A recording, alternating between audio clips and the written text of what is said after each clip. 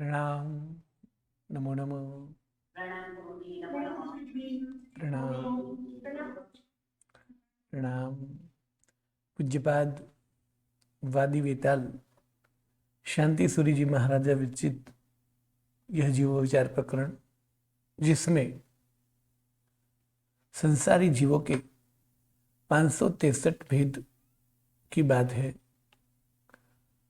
और दो गति के भेद यानी तिर्यंच गति के जीव के भेद 48 कैसे हुए वो दिखाया। नरक गति के जीव जो है, उस 7 नरक पृथ्वी जो है, उस 7 पृथ्वी में जन्म लेने वाले 7 प्रकार के पर्याप्त और 7 प्रकार के अपर्याप्त, इसी तरह 14 नरक गति के भेद बताए। अब तीसरी गति मनुष्य गति।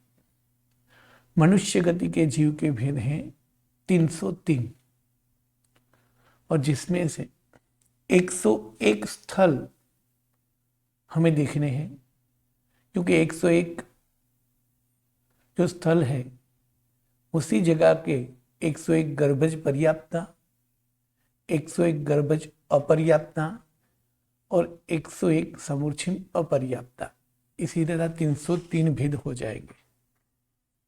तो सबसे पहले मनुष्य जो है वो तिरछा लोक में है और तिरछा लोक में असंख्य द्वीप समुद्र है।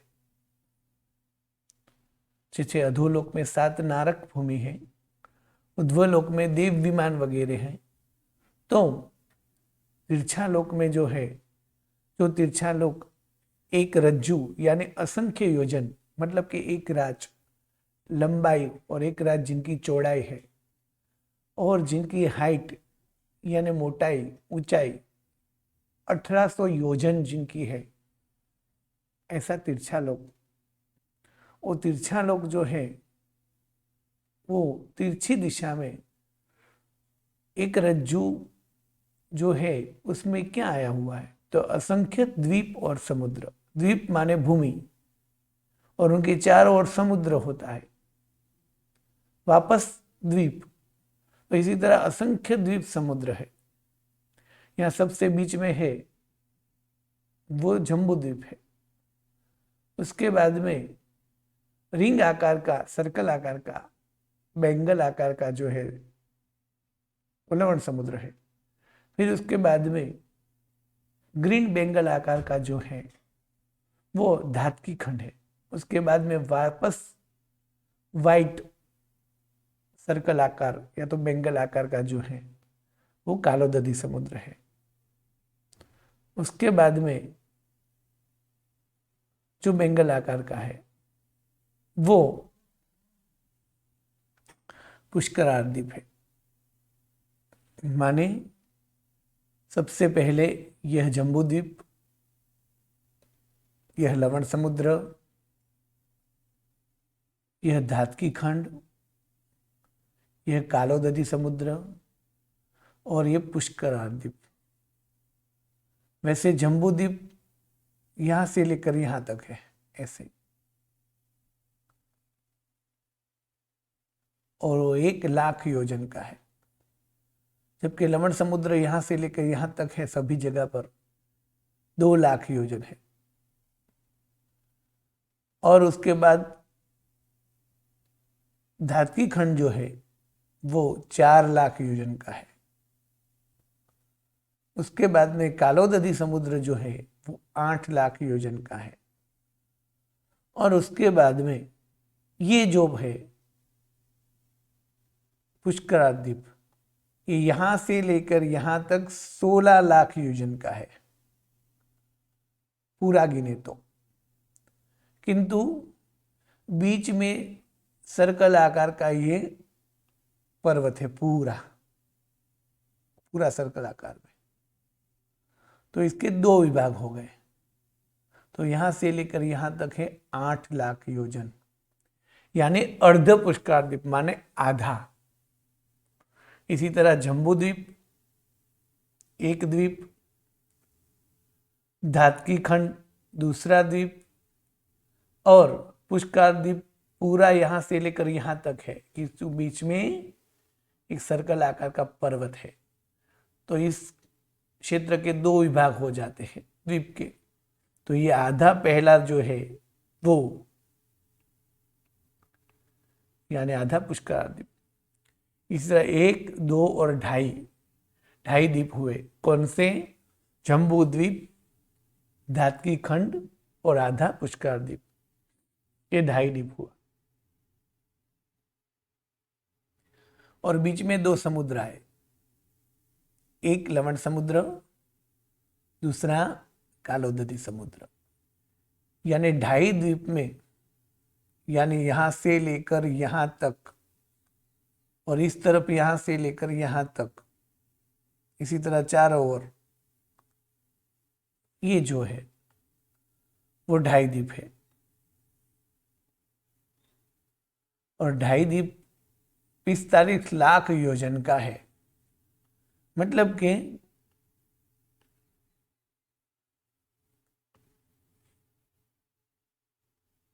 यहां से लेकर यहां तक कोई भी जाएगा तो उनकी जो है वो रेंज, या तो यहां से लेकर यहां तक,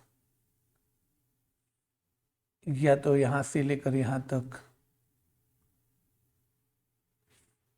या तो फिर यहां से लेकर यहां तक, जो भी है वो 2.5 द्वीप कितना होगा? 45 लाख योजन का हो जाएगा। कैसे? तो जम्बू द्वीप जो है वो 1 लाख योजन का है। जम्बू द्वीप थाली आकार का है, ऐसे थाली आकार का, ऐसे। तो उनकी एक दिशा से दूसरी दिशा तक 1 लाख योजन होगा। अब दूसरा जो है लवण समुद्र है, यहां से यहां और यहां से यहां। तो इस किनारे से लेकर इस किनारे तक 2 लाख है, माने यहां 2 लाख और यहां 2 लाख, तो 4 लाख हो गए। इसी तरह ये जो धातकी खंड है दोनों तरफ 4-4 लाख योजन है, यानी 8 लाख हो गए। मतलब के 1 लाख जम्बूद्वीप, दोनों तरफ 2-2 लाख यानी 4 लाख लवण समुद्र, फिर दोनों तरफ 4-4 लाख धातकी खंड यानी 8 लाख, फिर दोनों तरफ 8-8 लाख यानी 16 लाख कालोदधी समुद्र, फिर दोनों तरफ 16-16 लाख है, किंतु आधा ही लेना है क्योंकि बीच में पर्वत जो है उनके आगे का विभाग। तो दोनों तरफ के 8-8 लाख यानी 16 लाख अर्ध पुष्कर द्वीप। इसी तरह 45 लाख योजन हो जाएगा, टोटल 45 लाख योजन। इसको ऐसे भी गिन सकते हैं।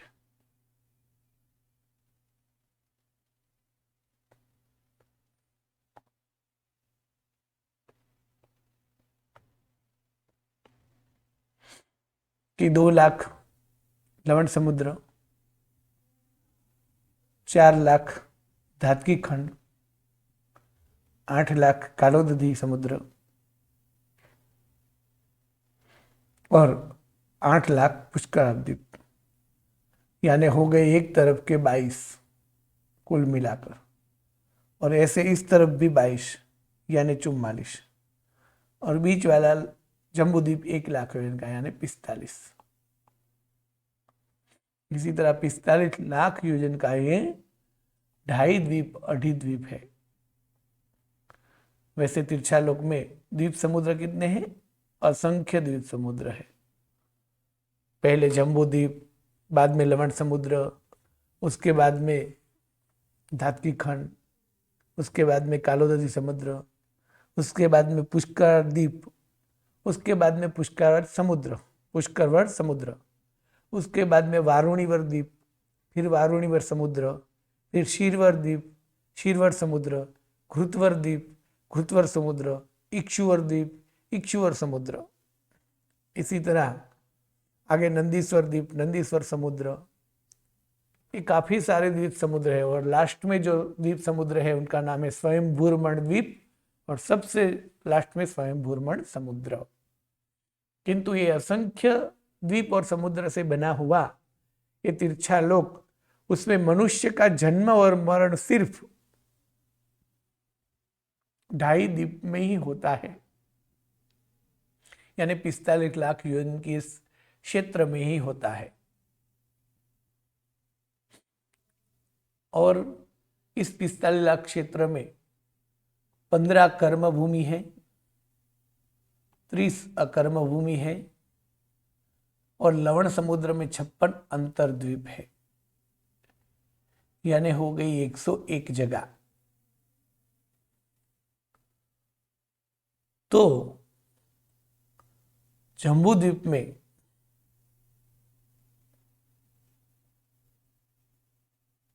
ये जम्बू द्वीप का चित्र है। इसी तरह थाली आकृति का गोलाकार जम्बू द्वीप है जिसमें 7 क्षेत्र है। ये 7 क्षेत्र माने पहला जो है वो भरत क्षेत्र,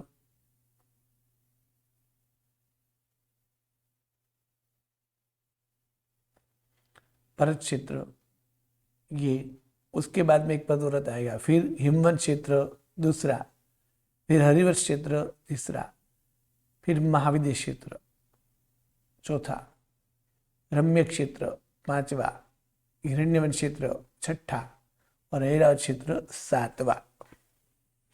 तो 7 क्षेत्र है और 6 पर्वत है, शिखरी, रुक्मी, शिखरी, रुक्मी, नीलवंत, निषद, महाहिमवंत और लघु हिमवंत। तो 7 क्षेत्र हुए, किंतु उनका विभाग में कर्म भूमि और अकर्म भूमि की विवक्षा करेंगे तो 6 कर्म, 6 अकर्म भूमि और 3 कर्म भूमि होगी। तो कि 9 संख्या हुई। तो कि हाँ, क्योंकि भरत 1, ऐरावत 2 और महाविद्य क्षेत्र 3, ये 3 कर्म भूमि होगी 3। और हिमवंत 1, हिरण्यवंत 2, हरिवर्ष 3, रम्यक 4 और महाविदेह का जो भाग है ये देवकुरु उत्तर कुरु, यानी 5 और 6। इसी तरह 6 अकर्म भूमि होगी तो 9 हो गई, क्योंकि महाविदेह में 3 है, 2 अकर्म भूमि है और 1 कर्म भूमि है। फिर बाद में बोलते हैं कि कर्म भूमि और अकर्म भूमि यानी क्या, तो कि कर्म भूमि जहाँ कर्म करना होता है, कार्य करना होता है, जहाँ असी मसी और कृषि 3 प्रकार के साधन व्यवस्था वगैरह है। असी माने सभी प्रकार के हथियार, सुरक्षा, लड़ाई, तलवार आदि सभी प्रकार के हथियार जहाँ यूज होते हैं वो, उसे असी बोलते हैं। मसी माने शाही, लेखनी वगैरह, कलम वगैरह, शाही वगैरह, इनका उपयोग होता है, यानी सब पढ़ाई वगैरह होते हैं वो। और तीसरा खेती वगैरह, ये 3 जहां होते हैं उन्हें कर्म भूमि है। और अकर्म भूमि माने जहां ऐसा कुछ भी नहीं होता, सिर्फ उन लोगों का जीवन कल्प और वृक्ष जो है वो सभी उनको दे देता है, ये भोग भूमि, अकर्म भूमि कहते हैं। तो इसमें भरत और ऐरावत, भरत और ऐरावत दोनों सेम क्षेत्र है, मतलब इसमें सब कुछ समान रहता है। हिमवंत और हिरण्यवंत में सब समान है, हरिवर्ष और रम्यक में सब समान है, देवकुरु और उत्तर कुरु में सब समान है, और महाविदेह एक क्षेत्र अलग है। तो इसी तरह 6 वर्षधर पर्वत है, 7 क्षेत्र है, किंतु कर्म भूमि अकर्म भूमि में कितने होगी, 9 क्षेत्र हो जाएंगे। क्यों, तो कि महाविदेह क्षेत्र में महाविदेह स्वयं और उनका 2 विभाग जो है वो देवकुरु और उत्तर कुरु नाम के से जाना गया है, यानी वो अकर्म भूमि है, यानी 3 क्षेत्र वहां हुए। इसी तरह 9 जगह हो गई। 9 क्षेत्र कौन से? तो देवकुरु, उत्तर कुरु, रम्यक, हरिवर्ष, हिरण्यवंत, हिमवंत, ये 6 अकर्म भूमि, और महाविदेह, ऐरावत और भरत क्षेत्र 3 कर्म भूमि। इसी तरह 9 जगह हो गई। तो ये जम्बूद्वीप में 9 है, यानी 3 कर्म भूमि और 6 अकर्म भूमि, इसी तरह 9 है। किंतु कुल भरत कितने हैं 2.5 द्वीप में? तो 5। महाविदेह क्षेत्र कितने हैं? 5। ऐरावत क्षेत्र कितने हैं? 5। यानी भरत, महाविदेह और ऐरावत 3 कर्म भूमि 5-5 की संख्या में, यानी 15 कर्म भूमि हुई। और इसी तरह हिमवंत, हरिवर्ष, देवकुरु, उत्तर कुरु, रम्यक, हिरण्यवंत, ये जम्बूद्वीप में एक है, किंतु 2.5 द्वीप में कितने? 5-5, यानी 30 अकर्म भूमि हुई। तो जम्बूद्वीप में एक है, तो बाकी 4 कहाँ है?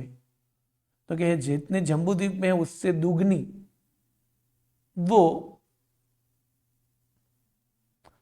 धातकी खंड में है। इस चित्र में सबसे बीच में जो है वो जम्बूद्वीप है। ये यहां भरत है, यहां ऐरावत है, बीच में महाविदेह है। यहां उत्तर कुरु है, यहां देवकुरु है, यहां रम्यक है, यहां हरिवर्ष है, यहां हिमवंत है, यहां हिरण्यवंत है, यहां हिमवंत है। यानी 1 2 3 4 5 6 7 8 9 क्षेत्र हो गए।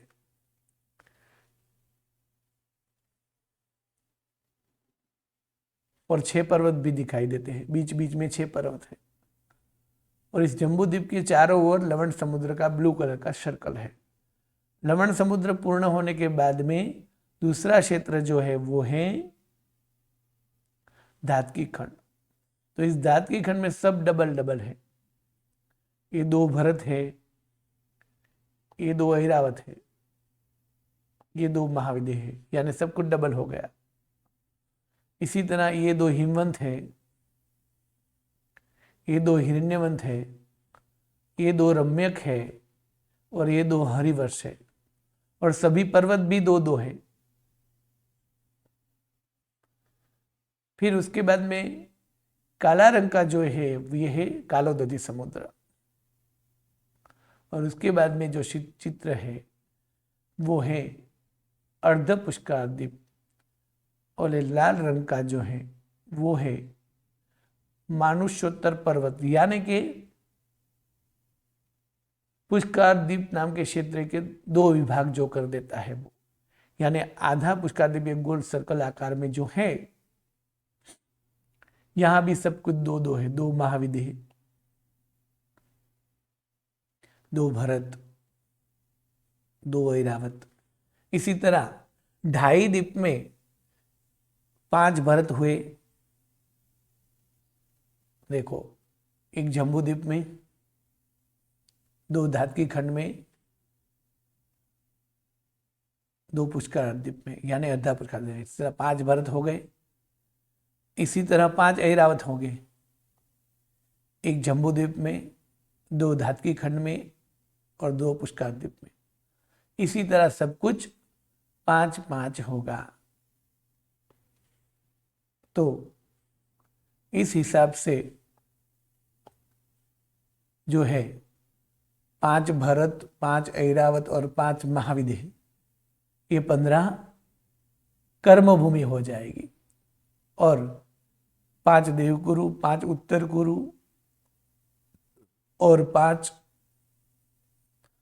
हरिवर्ष, 5 रम्यक, 5 हिरण्यवंत और 5 हिमवंत, ये 30 अकर्म भूमि हो जाएगी। तो इसी तरह यह 30 अकर्म भूमि हुई। ये तो 30 और 15 45 हुए।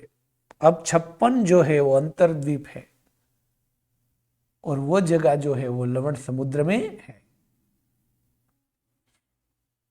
लवण समुद्र में किस तरह है? तो जहां जम्बूद्वीप पूर्ण होता है और उसके बाद में लवण समुद्र शुरू होता है, तो लवण समुद्र में 56 अंतर्द्वीप है। इसी तरह ऐसे।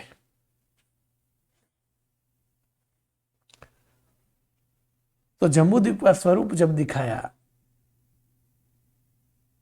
तब उसमें बीच में 6 पर्वत थे। कौन से? भरत क्षेत्र पूर्ण होने के बाद लघु हिमवंत, और उस तरफ ऐरावत क्षेत्र पूर्ण होने के बाद शिखरी पर्वत। इसी तरह 6 पर्वत थे एक के बाद एक। तो इसमें से जो ये शिखरी पर्वत है और लघु हिमवंत पर्वत जो है, वो 2 पर्वत जो है, ये 2 पर्वत यहां इस चित्र में पूरे भरत क्षेत्र के बाद लघु हिमवंत नाम का पर्वत आएगा। तो ये 6 पर्वत में से ये 2 पर्वत यानी शिखरी और हिमवंत पर्वत दोनों जम्बूद्वीप के बाहर लवण समुद्र में भी गए हुए हैं। यानी दोनों समुद्र लवण समुद्र तक है, बाकी के 4 जम्बूद्वीप में ही पूर्ण हो जाते हैं। और ये दोनों पर्वत जो है वो जम्बूद्वीप को पार करके यहां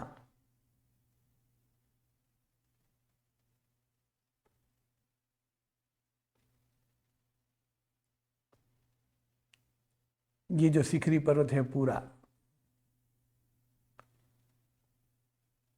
वो जम्बूद्वीप से भी बाहर गया हुआ है। इसी तरह इस तरफ जो लघु हिमवंत है वो भी जम्बूद्वीप से बाहर है।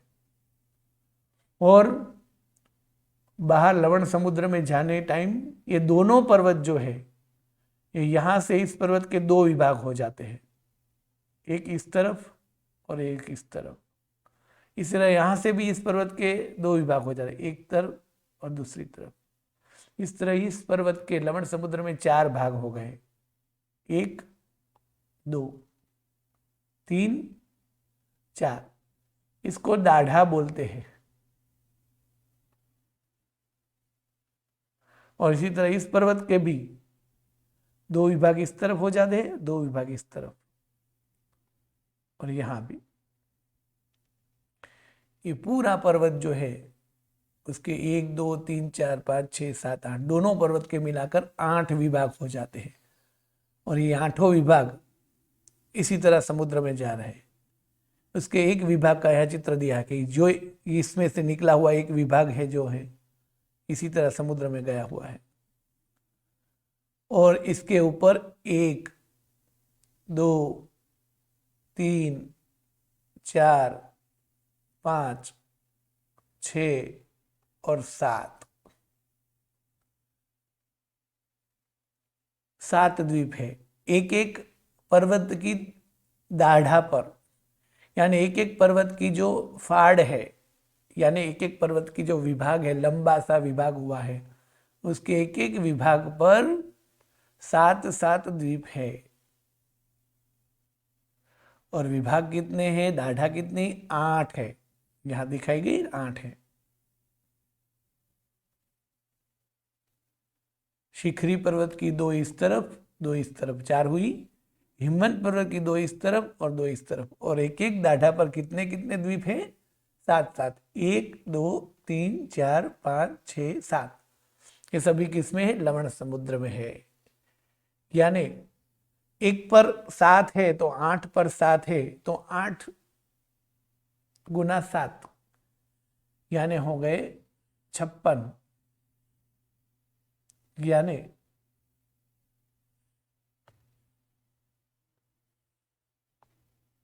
56। इसको 56 अंतर्द्वीप बोलते हैं। समुद्र में है, समुद्र में छोटे छोटे द्वीप जो है उसको अंतर्द्वीप बोला जाता है। द्वीप के भी द्वीप है, ये द्वीप है और ये समुद्र के एक विभाग है और उसमें बीच में है समुद्र में, तो अंतर्द्वीप है। तो उसमें भी मनुष्य रहते हैं। इसी तरह 101 जगह कौन सी हुई? तो 15 कर्म भूमि, 30 अकर्म भूमि और 56 अंतर्द्वीप। 15 कर्म भूमि माने कौन सी? 5 भरत, 5 महाविदेह, 5 ऐरावत। 30 अकर्म भूमि 5 हिमवंत, 5 हरिवर्ष, 5 देवकुरु, 5 उत्तर कुरु, 5 रम्य क्षेत्र, 5 हिरण्यवंत। ये 2.5 द्वीप के मिलाकर 5 संख्या है। जम्बू द्वीप में सब 1 है, ताप्ती खंड में सब 2 है, अर्ध पुष्करार्थ में भी 2 है, और लवण समुद्र में जो 2 पर्वत गए हुए हैं, यहाँ भी इस चित्र में दिखते हैं कि ये पर्वत 2 विभाग, और एक विभाग पे 7 द्वीप, माने 8 7 56 हुए, 56 अंतर्द्वीप। इस तरह कुल मिलाकर हुए 101। तो यहाँ गर्भज मनुष्य है, यानी माता पिता के संयोग से जो जन्म लेते हैं वो गर्भज। तो 101 गर्भज हुए, और उनके पर्याप्त और अपर्याप्त दोनों है। पर्याप्त क्या और अपर्याप्त क्या, ये आगे आने वाला है। तो गर्भज पर्याप्त 101 हुए, गर्भज अपर्याप्त 101 हुए, यानी 202 हो गए। और वहां समूर्छिम मनुष्य, यानी माता पिता के संयोग के बिना मनुष्य की असूचि में जो जन्म ले लेते हैं वो हुए 101। क्यों? तो कि समूर्छिम मनुष्य कभी पर्याप्त नहीं हो सकते, वो अपर्याप्त ही होते हैं। इसी तरह 101 गर्भज पर्याप्त, यानी इस 101 जगह में 101 गर्भज पर्याप्त, 101 गर्भज अपर्याप्त, और 101 समूर्छिम अपर्याप्त। इसी तरह मनुष्य के भेद हुए 303, यानी मनुष्य गति के भेद है 303। तिर्यंच गति के 48 नरक गति के 14 और मनुष्य गति के 303। इस तरह 3 गति के जीवों के भेद की बात की। अब देवलोक की बात, यानी देव की दुनिया की बात करेंगे। हाँ बोलिए, प्रश्न। हाँ विद्याबेन। हाँ बोलिए। मुझे ना थोड़ा कंफ्यूजन हो रहा है, जैसे कि कर्म भूमिका से पे का व्यापार होता है। अभी अकर्म भूमि में आपने बताया क्षेत्र और पर्वतीय क्षेत्र के बारे में, और 5 देवगुरु उधर को, तो 5 देवगुरु इसमें काउंटिंग में समझ में आया, क्योंकि बीच में वो ऊपर ही एक देवगुरु और नीचे उधर गुरु था। और दूसरा प्रश्न ये कि पर्वत और क्षेत्र में फर्क क्या है? क्षेत्र में क्या होता है और पर्वत में तो सिर्फ पर्वत ही है क्या वहाँ पे? हाँ, प्रश्न ये पर्वत क्षेत्र में फर्क क्या है? तो आप पालीताना गांव में गए हैं? जी हाँ, तो नीचे जहाँ तलेटी है, जहाँ हम भाता खाते हैं, जहाँ धर्मशाला में उतरे हो, क्षेत्र है, और ऊपर जो है पर्वत है। तो पर्वत और क्षेत्र में क्या फर्क है? क्षेत्र में मनुष्य रहते हैं और पर्वत में यात्रा करने जाते हैं ना। तो उच्च भूमि, इसी तरह जो ये जो है समतल भूमि जो है वो क्षेत्र है, और ऊंची भूमि जो पर्वत के हिसाब से वो पर्वत है, यानी दोनों भूमि अलग है जम्बूद्वीप में। और पालीताना का पर्वत शुरू हो जाएगा, वहां पालीताना पूरा हो जाएगा। उसके बाद दूसरी और उतरोगे तो कौन सा गाँव आ जाएगा? पालीताना नहीं रहेगा, आदपुर होगा या तो घिटी होगा ना। इसी तरह भरत क्षेत्र है, भरत क्षेत्र पूर्ण होने के बाद बड़ी सी भूमि, ऊंचे पर्वत, हिमवंत पर्वत आएगा। हिमवंत पर के उस पार जाएंगे तो दूसरा क्षेत्र शुरू हो जाएगा। यानी क्षेत्र यानी समतल भूमि, और पर्वत यानी ऊंचाई वाली जगह, पर्वत। हाँ बोल। और दूसरा प्रश्न, ये देवगुरु और उत्तरगुरु में क्या होता है? कुछ खाली जगह है वो ऐसे कि नहीं, देवकुरु और उत्तर कुरु में क्या है? तो कि ये पूरा महाविद्य क्षेत्र है। ये जो है ये महाविद्य क्षेत्र की जो भूमि दिखाई दी, तो ये पूरा महाविद्य क्षेत्र जो है वो समतल है, ठीक है। ये महाविद्य क्षेत्र है, जो ये पूरा ऐसे महाविद्य क्षेत्र है। जैसे भरत क्षेत्र है ये, उसी तरह ये भरत क्षेत्र, इसी तरह पूरा ये महाविद्य क्षेत्र है, यहां से लेकर यहां तक, ठीक है। ये महाविद्य क्षेत्र की भूमि है। तो महाविद्य क्षेत्र कर्म भूमि है, किंतु यहां महाविद्य क्षेत्र में ऐसे 2 विभाग है, ऐसे और ऐसे। तो ये वाला जो पूरा विभाग है ऐसा आधा चंद्रमा की तरह, और ये वाला जो विभाग है उनको बोलते हैं देवकुरु और उत्तरकुरी। तो इस जगह में युगलिक है, यानी इस जगह को युगलिक भूमि या तो अकर्म भूमि है। इसके अलावा जितनी भूमि है महाविदेह की वो कर्म भूमि है। तो कि ऐसा क्षेत्र क्यों बन गया महाविदेह का? अब जो है ये महाविदेह के बीचों बीच ये आधा क्षेत्र क्यों? तो कि ये बीच में जो है मेरू पर्वत है, यहाँ जो है ये मेरू पर्वत है, और यहाँ जो पर्वत है उस पर्वत से एक पर्वत निकलता है जिसका नाम है गजदंत, यहाँ से दूसरा पर्वत निकलता है जिसका नाम है गजदंत। ये दोनों गजदंत मिलाकर ऐसा आधा चंद्रमा बनाते हैं, और ये बीच वाली जो भूमि है यानी 3 पर्वत के बीच की भूमि उसे उत्तर कुरु बोलते हैं। इसी तरह यहाँ भी 2 पर्वत है और 3 पर्वत के बीच वाली भूमि उसे देवकुरु बोलते हैं। तो ये महाविदेह क्षेत्र का एक भाग है, किंतु वो भाग में अकर्म भूमि जैसा वातावरण में, मतलब वो भाग अकर्म भूमि है। हाँ बोलिए। तो हमने 30 अकर्म भूमि के काउंटिंग में ऐसे देखा कि 5 देवगुरु 5 उत्तर गुरु, तो ये तो महाविदेह क्षेत्र का ही एक हुआ ना। हाँ महाविदेह क्षेत्र का, तो एक महाविदेह में एक है, तो महाविदेह कितने 5 है ना। हाँ तो समझो कि एक महाविदेह में एक एक ऐसा है। तो अभी जो चित्र दिखाया ये, तो इसमें 5 महाविदेह है ना। हाँ बराबर, तो सब में से एक। हाँ तो सब में ऐसे इसी तरह होगा दोनों तरफ। हाँ बोलिए प्रश्न और आगे पल्लवी बेन। हाँ बोलिए। मुझे मेरा प्रश्न ये था कि भगवान आदिनाथ युगलिक के इसमें जन्म लिए। भगवान आदिनाथ जब जन्म लिया तो युगलिक में जन्म लिया, किंतु युगलिक जो है, युगलिक में युगल में तो अभी भी जन्म लेते हैं, किंतु तब वो वातावरण जो चेंज हो गया था। और भगवान आदिनाथ नहीं, भगवान आदिनाथ की माता भी युगलिक नहीं थे, वरना वो मोक्ष में नहीं जाते, क्योंकि युगलिक भूमि में जन्मे हुए जीव मोक्ष में नहीं जाते हैं। और दूसरी बात ये है कि ये जो भूमि है सब, जैसे ये 7 भूमि, तो ये हिरण्यवंत जो है, रम्यक जो है, हरिवर्ष जो है और हिमवंत जो है, और देवकुरु और उत्तर कुरु, ये 6 जो भूमि है वो सदैव अकर्म भूमि ही रहती है, यानी वहां सदा युगलिक काल ही रहता है 6 भूमि में। जबकि महाविदेह में सदा कर्म भूमि काल ही रहता है। जबकि 2 भूमि यानी ऐरावत और महाविदेह ऐसी है कि वहां युगलिक जैसा वातावरण भी होता है और कर्म भूमि का भी वातावरण होता है। क्यों? तो कि 6 आरा की जो व्यवस्था है, काल का जो परिवर्तन है, महाविदेह में सदा एक जैसा काल, जैसे 6 आरा, जिसको काल का अलग अलग विभाग बोलते हैं 6। तो ये जो भूमि है सभी प्रकार की, तो देवकुरु और उत्तर कुरु जो है उसमें सदैव पहला आरा ही रहता है, मतलब पहला आरा दोनों भूमि में। इसी तरह ये 2 जो भूमि है उसमें से ये 2 भूमि, इसमें सदैव दूसरा आरा ही रहता है, और ये 2 जो भूमि है उसमें सदैव तीसरा आरा ही रहता है, और ये जो महाविदेह है उसमें सदा चौथा आरा ही रहता है। तो पहला, दूसरा और तीसरा आरा तो अकर्म भूमि ही हुआ, यानी देवकुरु, उत्तर कुरु, रम्यक, हरिवर्ष, हिमवंत, हिरण्यवंत, और सदैव अकर्म भूमि कहलाएंगे 6 अकर्म भूमि। और महाविदेह क्षेत्र सदैव कर्म भूमि कहलाएगी।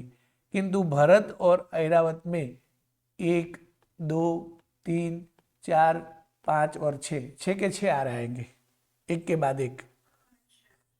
तो जब चौथा आरा शुरू होगा तब कर्म भूमि का वातावरण शुरू हो जाएगा। कौन से अवसर पीढ़ी की बात कर रहे हैं? तो पहला आरा जो था वो पूर्ण अकर्म भूमि था, दूसरा आरा भी अकर्म भूमि यानी युगलिक काल था, तीसरा आरा भी अकर्म भूमि होता है यानी युगलिक काल होता है, और तीसरे आरे में अंत में कर्म भूमि जैसा वातावरण शुरू हो जाता है। यानी तीसरे आरे के अंत में सब जन्म भले ही साथ में लेते थे, यानी आदिनाथ परमात्मा और उसके साथ युगल ही जन्मे थे। इसी तरह आदिनाथ परमात्मा की माता और पिता ही भी साथ में ही जन्मे थे, किंतु तब तक सब युगलिक यानी कल्प वृक्ष का देना वगैरह सब कुछ बंद हो गया था और कर्म भूमि का वातावरण शुरू हो गया था। हाँ वो अर्चना बेन। गुरुजी प्रणाम। गुरुजी ये ड्राइंग है ना, वो भेजो ना, तो जल्दी समझ में आता है। ड्राइंग ही नहीं आती। हाँ ठीक है, ड्राइंग आज राजू भाई को ठीक है भेज देंगे। ठीक है, बहुत अच्छा होगा, समझने के लिए इजी होगा। हाँ ठीक है ठीक है। हाँ। आगे प्रश्न निर्मला बेन, हर्षा बेन। हाँ हाँ बोलिए।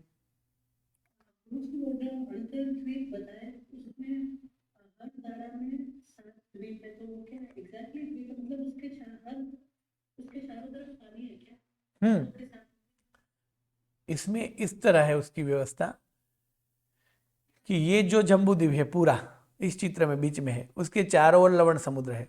तो जम्बूद्वीप में 7 क्षेत्र और 6 पर्वत है। तो यहाँ जो एक पर्वत है, यानी उस पर्वत का नाम, एक तरफ के पर्वत का नाम है शिखरी, जो ऐरावत के बाद आता है, और हमारे भरत क्षेत्र के बाद आता है, उसका नाम है लघु हिमवंत। तो ये दोनों पर्वत जो है वो यहाँ जम्बूद्वीप में पूरे एक किनारे से लेकर दूसरे किनारे तक है।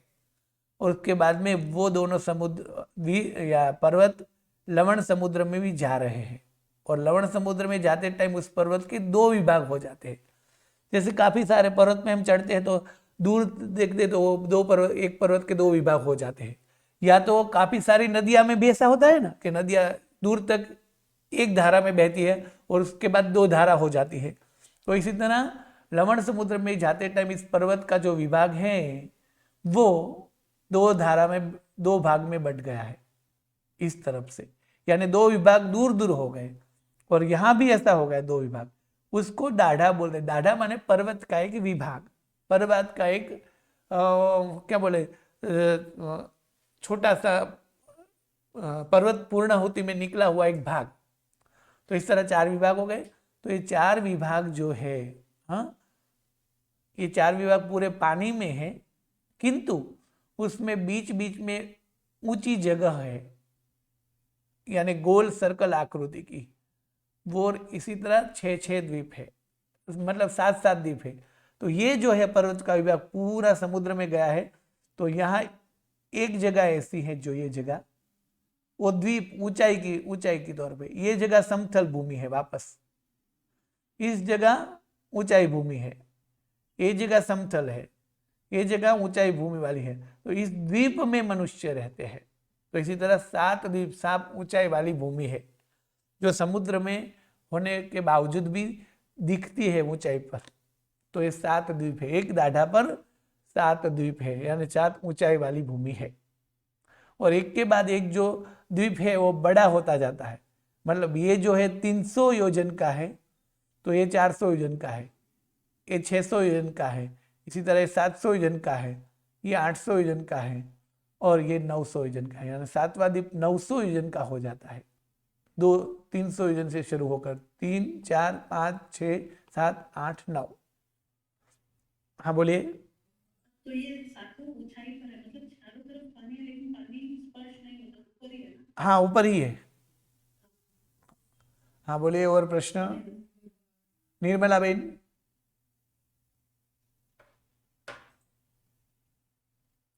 आगे कौन सी आगे?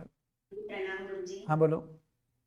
मुझे ये पूछना था, समुच्चय मनुष्य कैसे होते हैं? मतलब अशुचि से पैदा होते हैं, लेकिन वो देखने में मनुष्य जैसे, मतलब कैसे देख सकते हैं? कैसे देख सकते हैं समूर्छित मनुष्य को? तो पहली बात तो ये कि समूर्छित मनुष्य को हम आंख से नहीं देख सकेंगे, क्योंकि जब हमने सभी जीवों के भेद की बात की, तभी एक बात की थी कि सूक्ष्म जीवों को हम देख नहीं सकते, वो शायद पर्याप्त हो या अपर्याप्त हो।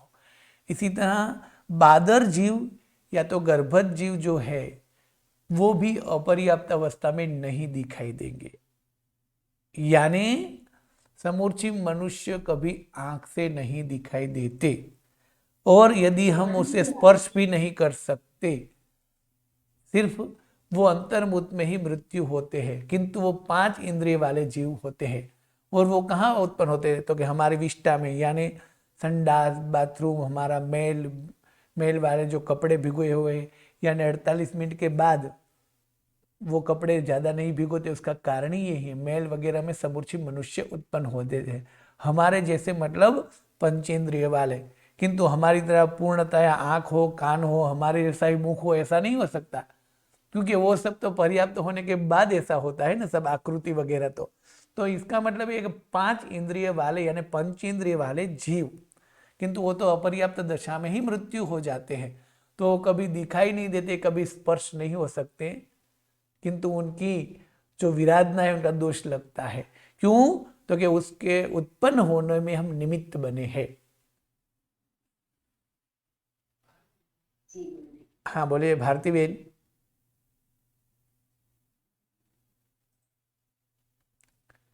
પ્રણામ ગુરુજી. हाँ बोलिए।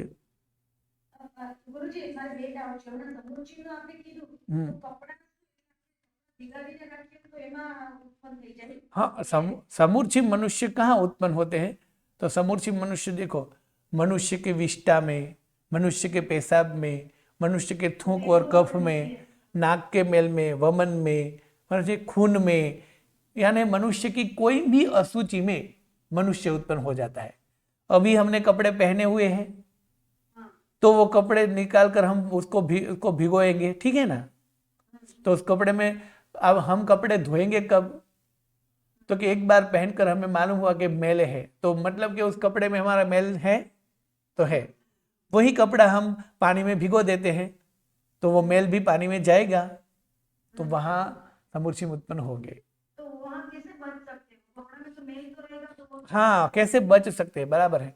तो जो भी अशुचि है वो अशुचि 48 मिनट पहले से सूख जानी चाहिए। यानी समझो कि हाँ, इसलिए साधु साधु जब मातृ यानी पेशाब जाते हैं तो वो खुली जगह पे परठते हैं, यानी वो 10-15 मिनट में सूख जाता है। ये सभी अशुचि में तुरंत नहीं उत्पन्न होते हैं, 48 मिनट के बाद में उत्पन्न होएंगे, और वो भी जब स्थिर वगैरह हो तो। यानी इसलिए ज्यादातर हमें जो भी कपड़े हैं वो 48 मिनट से ज्यादा भिगोने नहीं है। और दूसरी बात ये, यदि हमें भिगोए हैं तो उसको 48 मिनट न हो इससे पहले फिर से हिला देना है। और खाने का हम लोग जो आंडी और सब करते तो उसमें काफी वक्ती तक का दिया बना है तो 48 मिनट से ऊपर हो जाता है, तो खाने में भी उत्पन्न हो जाएगा क्या? खाने भी हाँ उत्पन्न हो जाएगा, पर किंतु वो जब खाते रहे, खाने के टाइम पे समझो किसी को वर्षितव का भी आशना है, वैसे देखो हम जब तपस्या में हो तो हमें ये सोचना चाहिए कि 48 मिनट से ज़्यादा मैं न बैठूं, किंतु तपस्या में खाते टाइम थाली में सब चीज़ लेते हैं तो पहला टुकड़ा लिया, ठीक है, और वो ही हाथ से वापस दूसरा टुकड़ा लिया, और समझो कि वर्षितव का पारणा वगैरह है या तो व्यासना वगैरह है तो 1 घंटे से ज़्यादा भी हो तो समूर्छी उत्पन्न वहाँ थाली में हो जाएंगे? नहीं हो जाएंगे, क्योंकि 48 मिनट के बीच बीच में बार बार थाली और बार बार खोराक हिल रहा है ना, बार बार, और स्थिर थोड़ा है, तो स्थिर नहीं है, हिल रहा है ना।